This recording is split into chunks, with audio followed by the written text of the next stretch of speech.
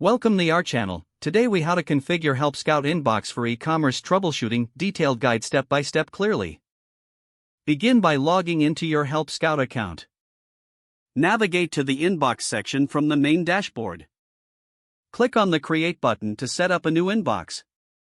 In the pop-up window, enter a relevant name for your inbox, like e-commerce support. Select an appropriate email address to associate with this inbox.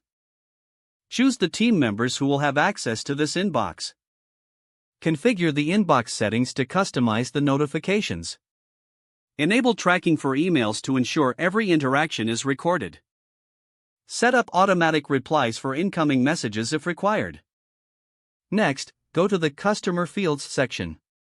Add fields that are specific to e-commerce, such as order number and product details. These fields will help in easily identifying customer issues related to their orders. To enhance product support, consider integrating Help Scout with your e-commerce platform.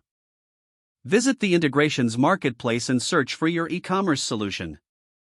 Follow the prompts to connect your store with Help Scout.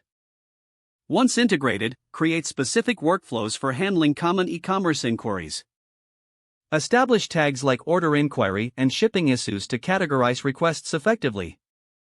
Configure saved replies for frequently asked questions to save time. Go to the Reports section to set up metrics relevant to your e-commerce interactions. Monitor key performance indicators, such as response time and customer satisfaction ratings. Review these metrics regularly to improve your support strategies. After setting everything up, run tests by sending sample inquiries to the inbox.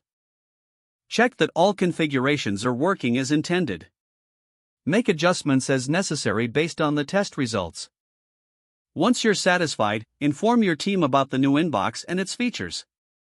Provide any necessary training on using Help Scout for e-commerce troubleshooting.